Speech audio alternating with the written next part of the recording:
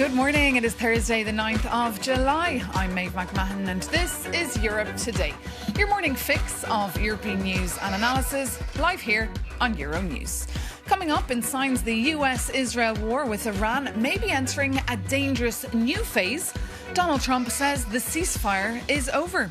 The US launched new strikes on Iran overnight and the conflict dominated the NATO summit in Ankara, where Donald Trump also met Volodymyr Zelensky and announced Ukraine will be granted a licence to produce Patriot missile interceptors.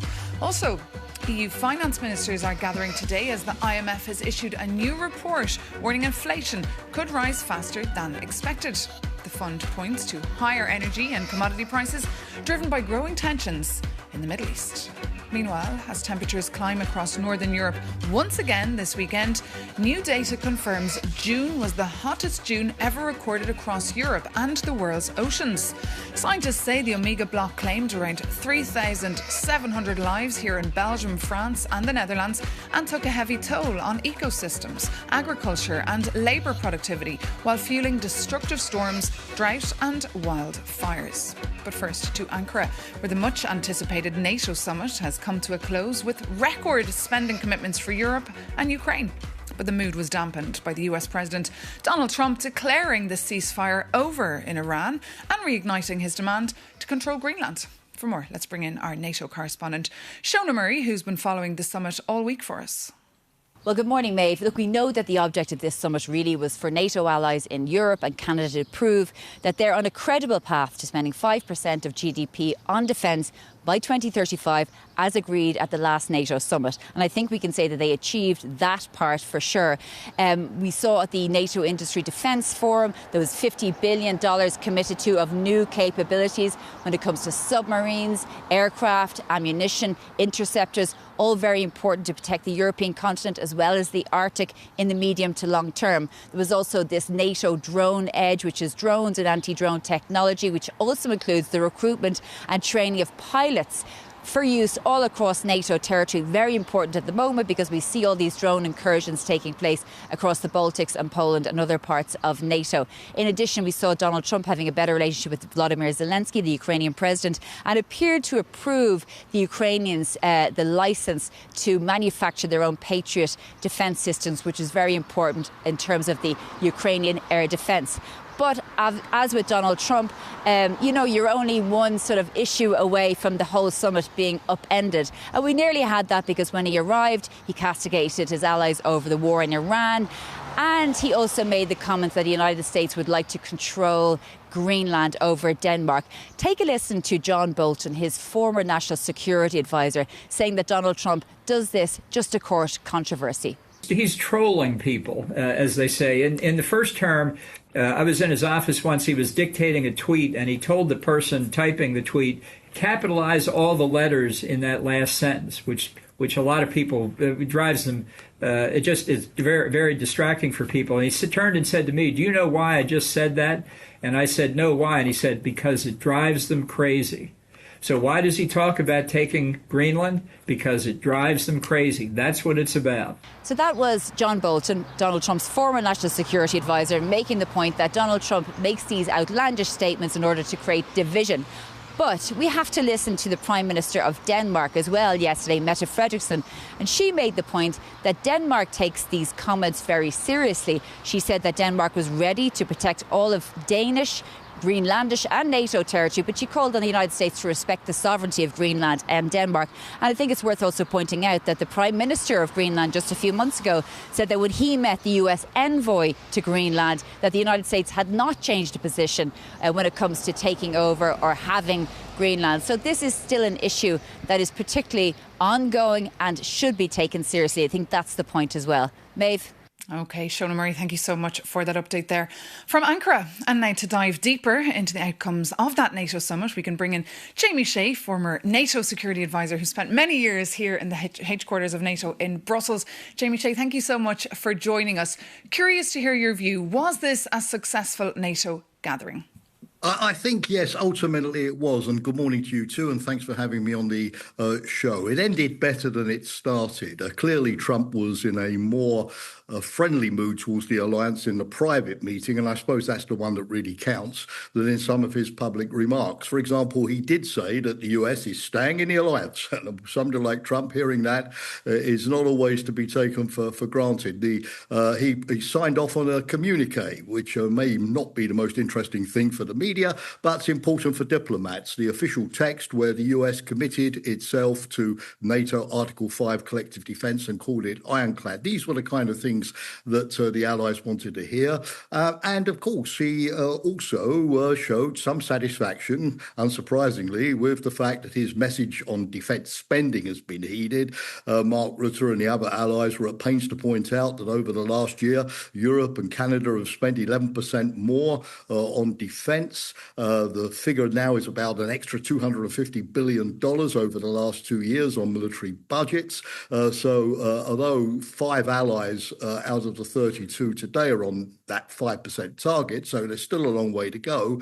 Allies have until 2035, but all of them practically, with a few laggards, are moving in the right direction. So the summit was designed, of course, to be a Trump-pleasing summit by showing that the responsibility for NATO is moving both financially and militarily onto Europe. So I think, yes, so, people were expecting a rough ride with Trump. You always get that.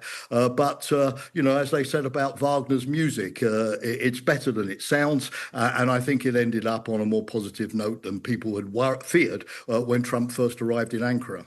And as you say, months of work, of course, goes into organising these summits. So as you say, officials are happy for now. But of course, Trump was very critical of allies like Spain and the UK. Is this really the end of NATO, do you think, as we know it? No, I don't believe so. But, whether Trump doesn't like NATO or does, the messaging changes. I think, if you look at the trend line, it's been pretty clear now and for a decade or so already, which is that the United States is going to stay in NATO, which is good, but it's going to do a lot less in terms of holding up the collective defence than allies were used to during the Cold War. For example, just at the NATO defence ministers meeting a couple of days before the Ankara summit, the US Secretary of War, Pete Hegseth, announced a number of significant reductions in US contributions to the NATO full structure. Only 1 aircraft carrier now instead of 2, 1 strategic bomber instead of 2, far fewer drones, far fewer fighter aircraft. And Europe has had to scramble to sort of find in its own arsenals those capabilities to replace the US. We have the spectre of 5,000 US troops leaving Germany. Some of them may go to Poland, but it's not certain. The good news is that the United States continues to uphold nuclear deterrence for Europe. That's important, and stays in the NATO command structure. But everybody now is talking about NATO 3.0, whereby they mean a NATO which is going to be run, financed, resourced, operated, Europeans in the front line, much more a European show and less an American show than the NATO we've all been used to from our fathers and grandfathers. And just on Iran, though, we saw, of course, the war flare up in the last couple of days. Trump says the ceasefire is over. Where do we go from here, Jamie Shea? Well, I think we need to wait and see, because clearly the talks with Iran have not yet been broken off, even if they're not going anywhere fast. I think, Trump knows from opinion polling in the United States and even the Senate passing the War Powers resolution that this war is not popular at home, even with his own Republican MAGA base. The Americans want him to end the war, and he's got the midterm elections coming up. So, I don't think he voluntarily wants to get back into a full-scale war against Iran. For Europe, of course, it's very bad news, because if Trump, on the one hand, wants Europe to spend all of this extra money on defence, the last thing you want to do is tank the European economies with higher oil prices and inflation and higher debt costs, which are going to make it so much more difficult to fund defence. And, Europe was sort of hoping for a breathing space with the oil price going down to $60 a barrel. It's now up 5%. Who knows where it's going to go. And therefore, all of the kind of pressures that we had a couple of months ago, including, of course, things like, fertilizer not getting out of the Gulf to feed hungry people in Africa, all of those difficult scenarios are going to return. But let's wait and see, because I think it's Trump's interest to keep this memorandum of understanding going and talks with Iran going. And therefore, both sides may choose after, a flurry of activity to de-escalate once more. OK, Jamie Shea, always a pleasure to have you on the programme. Thank you so much for joining us live this morning. And now for the humanitarian lens on all of this, we're joined here in the studio by Jean-Nicolas Beuz from the UNHCR here in Brussels. Good morning. Thank you so much for joining us. And of course, as we're reporting there, the war in Iran really flaring up again. What does that mean for your job and for, of course, migration flows and the humanitarian aspect? So every time that bombs are being dropped or drones attacks occurs, we have people who are forced to leave their home, whether it's in Iran, in Ukraine, or in Sudan. So we can expect that some people last night had to flee their home because they were destroyed, but also many others will flee as a preventative measure because they are afraid that they are the next target. What we saw in the case of Iran, specifically earlier this year, is that according to official figure, more than 1 million people were displaced, mainly to rural areas to avoid the urban center, which were targeted, but have no come back, except that for 150,000 families who have their house destroyed, they will not be able to come back. So that's where the Humanitarian, UNHCR and others have to step in to provide some support with the authorities in the case of Iran. And how are you providing that support when cuts are being, there's many cutbacks to your organisation? We're hearing as well Trump saying that the bombing could get, quote, much worse. Every time we have to make choice. We have to decide, we have to prioritize who we are going to help. Are we going to help the mothers with 3 children or the mother with 7 children? Are we going to help the elderly people who have no support? Every time it's a choice because indeed, over the last 3 years, the humanitarian partners have seen the budget put at their disposal by donor countries, the US, the European Union, the Gulf countries, really shrink to almost less than half of what we had 3 years ago. And the needs are continuing rising, so therefore we are unable to help everyone. And meanwhile, it's already 1 month since the EU's Migration and Asylum Pact has come into force. What has changed in your view? So we will see the test is really the implementation in every of the 27 member states. We will see whether it will make the decision faster, fairer, whether it will make the life of the decision maker easier and less costly for us, the taxpayer, because it will be a more rapid decision, but also whether the principle, the protection principle behind the asylum system in Europe will help. Are we going to continue not detaining people, or people who seek asylum will be systematically detained? Are we going to give them legal aid so they can navigate the asylum procedure, which are quite complex, or are we going to leave them alone, figuring out what needs to be done with appeal, which are very costly for us? So the test now is really in the implementation. And a big focus now, of course, on returns. And we saw technical talks take place recently here between officials from the Commission and the Taliban. What was your view of this encounter? So what we need to remind everyone is that a country may be in different phases. We're speaking about Afghanistan with the Taliban. We're speaking about Syria with a new regime and probably more hope for people to return. And we're speaking about Sudan, where the return is not possible because it's a dire situation with the conflict and famine increasing. What is really important for the European Union is to keep the principle that nobody shall be returned to a possible situation of harm. And the harm can come from different actors, from different situations. So before sending anyone to Afghanistan, Syria, or Sudan, we need to ensure that there's an individual assessment. Will this person be able to regain control over their life without being put at risk? OK, Jean-Nicolas Beuz, thank you so much for coming into us here and being our guest on Europe Today. But now moving on to another story, the EU's anti-fraud wing, OLAF, has caught an international trafficking operation responsible for counterfeit condoms. They're untested, uncontrolled and unsafe. Jakob Janis has the story.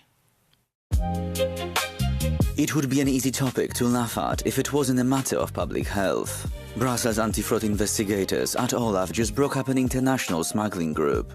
And criminals try to slip their illegal cargo past European border checks using a bizarre disguise. They declared the shipments as children's toys to evade customs controls. But there was a problem because the boxes did not contain toys at all.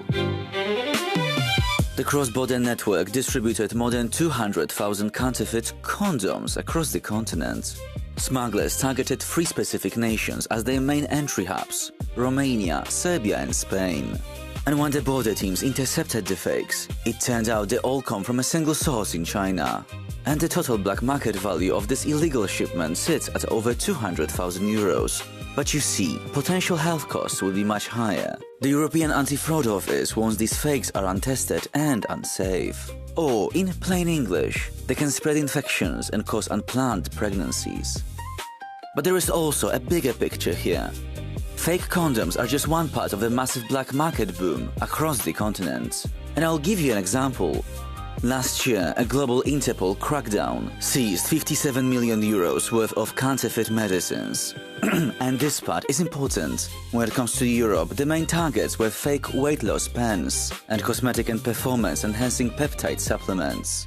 For distribution, criminals do not even need to use the dark web anymore. They simply flood social media to sell their knockoffs straight to your feed.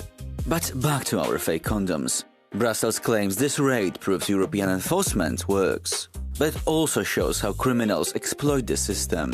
The continent still remains open to black market fakes, and with countless cases going unnoticed, it might look like Europe is left without protection. Jakob Janis there. And now it's time for our World Cup segment.